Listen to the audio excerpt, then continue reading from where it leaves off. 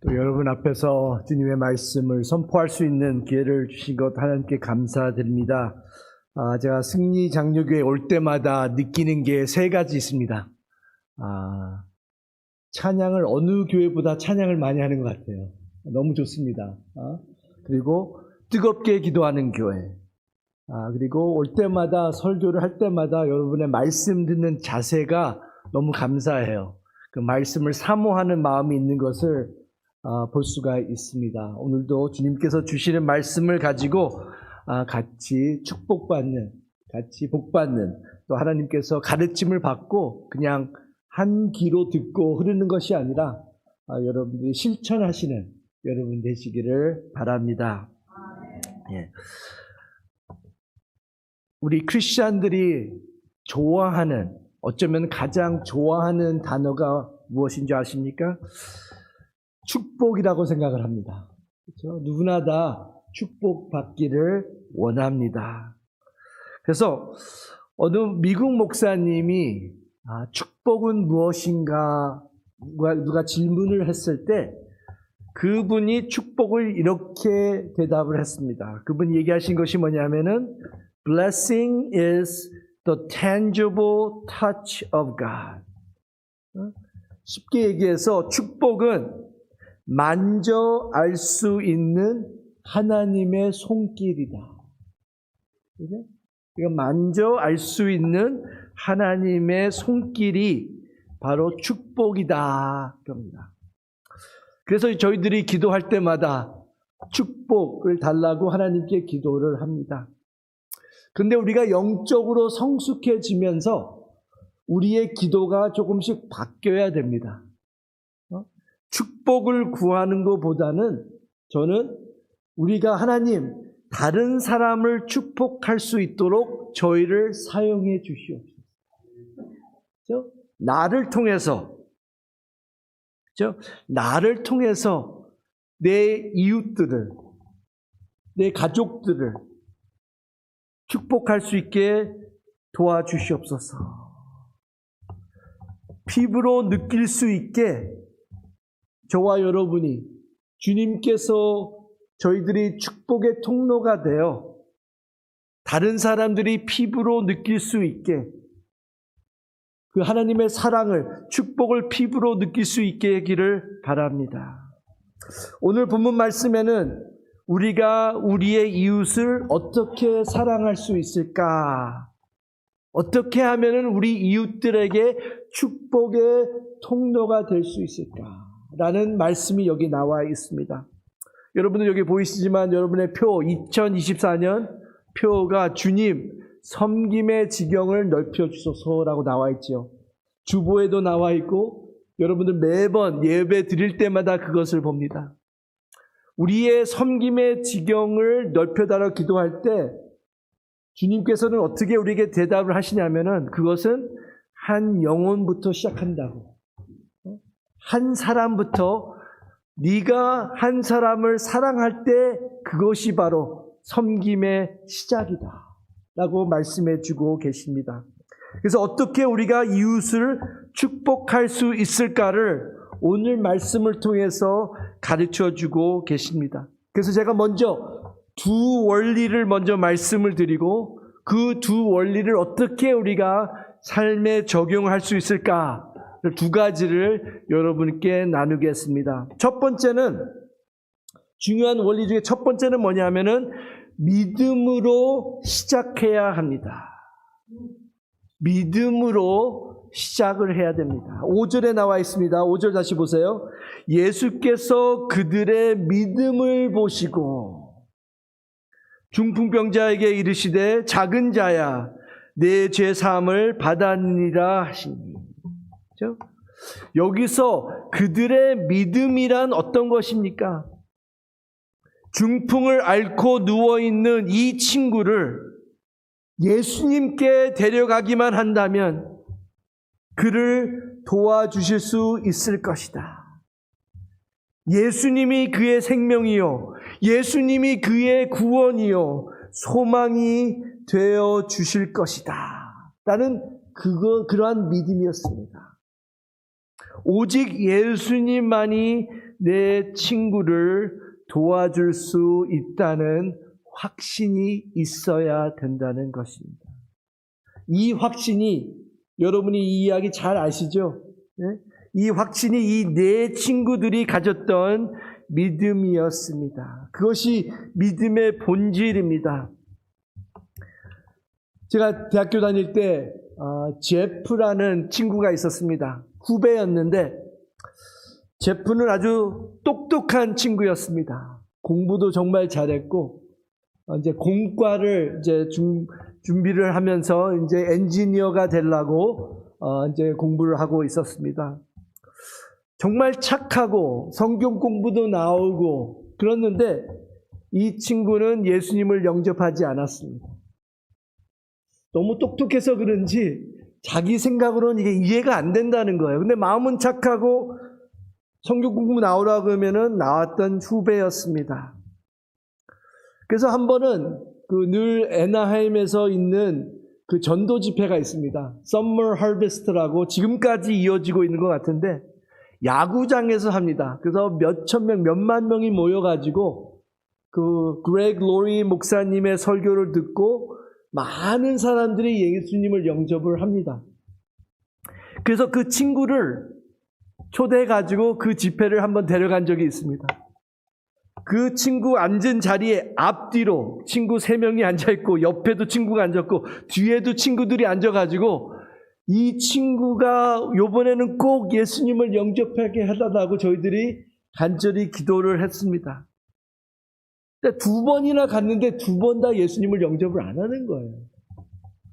그래가지고 좀 실망을 했고 근데 계속 이 친구를 위해서 기도를 했습니다. 한 주는 저희 교회, 제가 섬기던 교회에 나오라고 했는데 그 친구가 왔습니다. 근데 그날 특별히 우리 교회에 게스트 스피커리 오셨는데, 강사님이 오셨는데,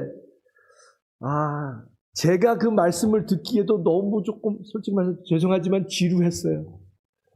안 믿는 친구를 데려왔는데 조금 좀 복음적인 메시지를 좀 하시고, 좀 그랬으면 너무 좋았는데, 그래서 좀 실망을 하고선, 그랬는데 예배를 다 끝나고 친구를 찾았는데 친구가 안 보이는 거예요. 근데 저 멀리 예배당 첫 줄에 앉아서 누가 울면서 기도하는 걸 들었습니다. 그래서 가서 봤더니 제 친구 제프가 그날 예수님을 영접을 하고 눈물로 기도하는 모습을 제가 보면서 얼마나 감사했는지 모릅니다. 그날 설교도 별로 안 좋았는데 어떻게, 그래서 다시 한번 하나님께서 저에게 가르쳐 주신 것이 뭐냐면은 이 한 사람이 예수님을 영접한다는 것이 하나님의 일이십니다. 그렇죠? 하나님이 하시는 일이에요. 사실 저와 여러분이 우리의 이웃을 도와준다면 얼마나 우리가 도와줄 수 있겠습니까? 나는 도울 수 없어도 내가 도와주어야 할 그 사람을 주님 앞으로 데리고 갈 수는 있습니다. 그러면 주님이 그 사람을 도울 수 있지 않으시겠습니까? 여기서 그리스도인의 사랑의 사역이 시작되는 것입니다. 여러분 주변에 지금 주님을 모르고 사시는 분들 있으시죠? 가족들일 수도 있고 이웃들일 수도 있고 같이 일하시는 분도 있을 거고 여러분의 비즈니스에 찾아오시는 손님들도 있을 수 있습니다. 그분들이 가장 필요한 것이 무엇입니까? 그것은 바로 그리스도와의 만남이죠. 그렇죠? 그래서 저와 여러분이 그러한 믿음을 가지고 그들을 위해서 기도를 시작해야 되고 우리가 믿음을 가지고 오직 예수다. 그 사람을 도와줄 수 있는 사람은 예수님밖에 없다라는 그러한 확신을 가지고 그러한 믿음을 가지고 그들을 위해서 기도하고 그들을 교회로 초대하고 그들에게 예수님의 복음을 전하고 그래야 된다는 것입니다. 여기서 그리스도인의 사랑의 사역이 시작된다는 것입니다. 나의 도움에는 한계가 있지만 주님이라면 엄청난 도움이 되어 줄 수 있습니다. 우리가 이 사실을 믿어야 된다는 것입니다. 그래서 첫 번째는 믿음으로 시작해야 됩니다. 두 번째 원리는 뭐냐면은 행함으로 우리의 믿음을 나타내야 합니다. 그렇죠? 첫 번째는 믿음으로 시작해야 되고 두 번째는 행함으로 우리의 믿음을 나타내야 합니다. 야고보서에서 그렇죠? 행함이 없는 믿음은 죽은 것이다. Faith without deeds is dead. 그렇죠? 본문에서 이 병자의 친구들이 자신들의 믿음을 행함으로 나타내는 것을 우리가 볼 수가 있습니다. 그렇죠? 주님이 우리 친구를 도와줄 테니 주님 앞에 맡기고 기도하면 되지 뭐 하면서 주님이 도와주시지 않겠는가 하고 어떻게 해서라도 사람들이 너무 많이 모여서 예수님 앞으로 못 가서 지붕에까지 올라가서 지붕에 구멍을 내고 친구를 내리는 그런 모습을 우리가 볼 수가 있는데 그들은 그들의 믿음을 행함으로 나타냈다는 것입니다. 2절에 나와 있죠. 많은 사람들이 모여서 문 앞까지도 들어설 자리가 없게 되었는데 예수께서 그들에게 도를 말씀하시더니 병든 친구를 데리고 예수님께 가고자 했습니다. 그러나 너무 많은 사람들이 예수님을 에워싸고 있어 갈 수 없었습니다. 나아갈 길이 막혔습니다. 그러나 그들은 포기하지 않았습니다. 돕기를 원했기 때문에 도울 수 있는 방법을 찾았습니다. 그 친구들이 아이고 오늘은 안 되겠다. 사람들이 너무 많다. 오늘은 포기하자. 그냥 가자. 하고 말했으면은 그 병든 친구가 예수님을 만날 수가 없었을 것입니다. 주님 앞으로 직접 갈 수 없으니까 사랑하는 친구를 들것에 눕힌 후에 지붕으로 올라가 지붕을 뜯어내고 예수님이 계신 곳 앞으로 친구를 내려가서 예수님을 만나게 할 수 있었습니다. 방 안에 있던 사람들, 여러분이 그 방 안에 있었으면은 지붕에서 막 흙이 떨어지고 있는 모습을 봤을 때 친구들 내려놓고 한 병자가 이렇게 내려오는 것을 봤을 때 얼마나 당황하셨겠습니까? 얼마나 놀랐겠습니까? 무례하다고 비난받아 마땅한 행동이었습니다. 그런데 이런 비난을 감수하고서라도 친구를 살려야 한다는 간절한 마음이 있었기 때문에 이들은 이렇게 무모한 행동을 결단한 것입니다. 이웃 사랑은 믿음으로 시작하고 행함으로 우리의 믿음을 나타내야 합니다. 목사님도 말씀하셨겠지만 지난 1월 달에 1월 초에 저희들이 정말 사랑하고 아끼는 친구의 장례식이 있었습니다. 그렇죠? 알버트라는 친구. 저도 그 장례식 때문에 시애틀에서 비행기를 타고 내려와서 장례식을 참석했습니다. 그 알버트 친구는 여기에 나와 있는 이 네 친구처럼 저를 주님 앞으로 이끌어 나간 친구였습니다. 제가 대학교 1학년 때 영적으로 저는 기독교 집안에서 태어났고 어머님의 뱃속에서부터 교회를 다녔지만 제가 많은 영적으로 업앤다운이 많이 심했습니다. 제가 영적으로 제일 바닥을 친 적이 대학교 1학년 때였습니다. 그때 자살까지 하도 바닥, 교회도 안 다니고 그래서 자살까지 생각을 하고 있었던 하루, 케미스트리 반에서 만난 그 친구 알버트가 제 방의 문을 두드리면서 오늘 성경 공부가 있으니까 같이 가자. 그래서 제가 아니다. 난 안 가겠다. 나는 근데 너 오늘 안 가면 안 된다. 그러면서 저를 끌고서 성경 공부를 데리고 갔습니다. 그때부터 제 삶이 변하고, 그때부터 다시 교회를 다니기 시작하고, 그때부터 다시 말씀을 읽기 시작하고, 그때부터 다시 새롭게 신앙생활을 시작을 했습니다. 그래서 오늘까지 이제 목회자로서 30년 넘게 지금 목회를 하고 있습니다. 그 친구가 그날 제가 오늘 성경 공부 안 가겠다 하고 밀어냈을 때 그 친구가 그래 그럼 다음에 가자 하고 그냥 갔었으면 제 삶이 어떻게 됐을까 한번 생각해 본 적이 있습니다.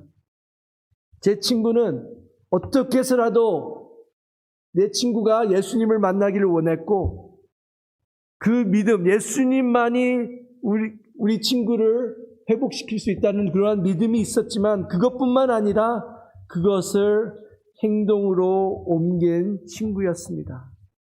그래서 제가 늘 감사했고, 친구가 그러한 사고로 주님 품으로 갔다는 소식을 처음에 들었을 때 너무너무 마음이 아프고 혼자 많이 울었습니다. 그렇지만 장례식을 참석하면서 그 친구가 얼마나 많은 자들에게 축복의 통로가 되었는지 소식을 듣고, 의사로서 메디컬 미션을, 선교지를 다니면서 많은 사람들을 치유하면서 그들에게 하나님의 주님의 축복을 나눴다는 소식을 듣고 많은 위로를 받고 너무 많이 감사를 했습니다. 사랑하는 성도 여러분, 우리가 이웃을 섬긴다는 것, 우리의 섬김의 지경을 넓힌다는 것, 그것은 믿음으로 시작합니다. 그렇죠? 오직 예수만, 예수 그리스도만 우리 이 사람을 도울 수 있다는 그러한 믿음이 있어야 되고, 그 다음에는 그 행함으로 우리의 믿음을 나타내야 합니다.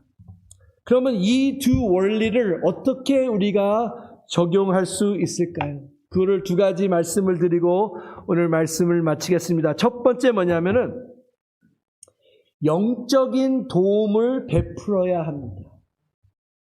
영적인 도움을 베풀어야 합니다. 이게 예수님께서 그들의 믿음을 보시고 말씀하신 게 뭐니까? 내 죄 사함을 받았느니라.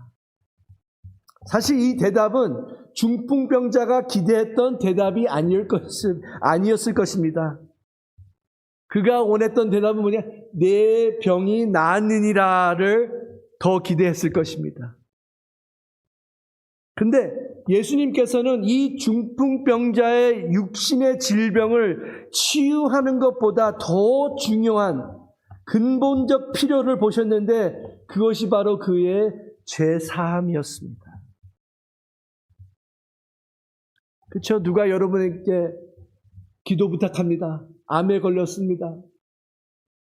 그분이 아직 주님을 모르는 사람이었으면은 암의 치유가 필요하겠지만 더 필요한 것이 무엇입니까? 구원이죠. 죄사함이죠. 그래서 그 인간의 불행, 허무, 방황은 무엇 때문입니까?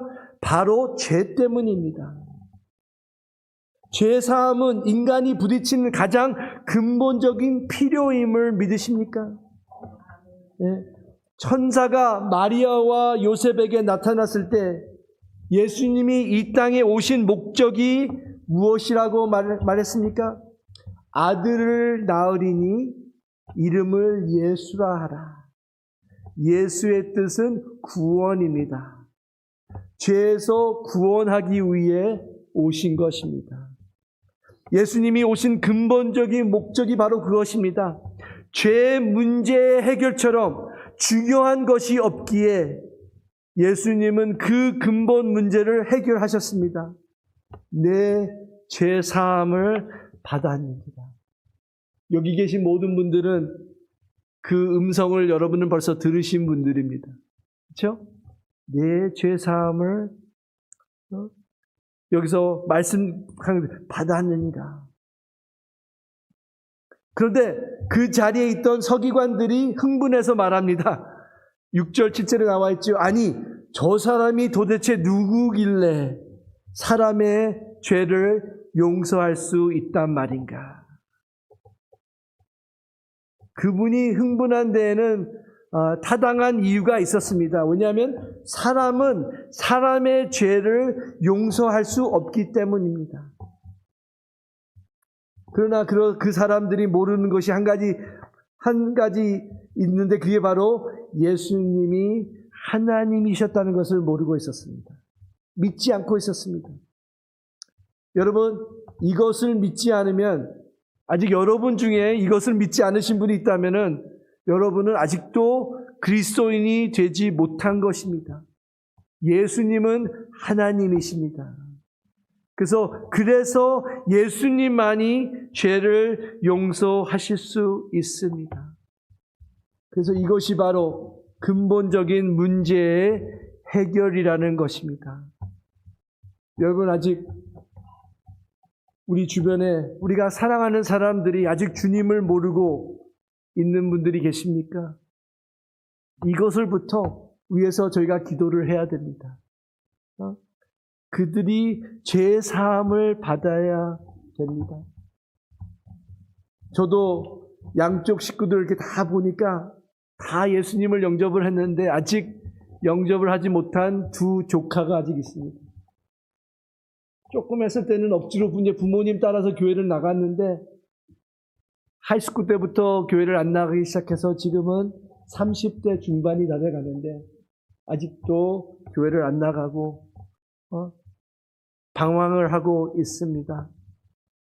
그들을 위해서 계속 기도하고 있습니다. 그래서 우리는 이웃들에게 이 복음을 가지고 가서 그들이 죄 사함을 받아 하나님의 자녀가 되도록 도와야 할 것입니다. 예? 이것이 그들을 진정으로 도와주는 길입니다. 예?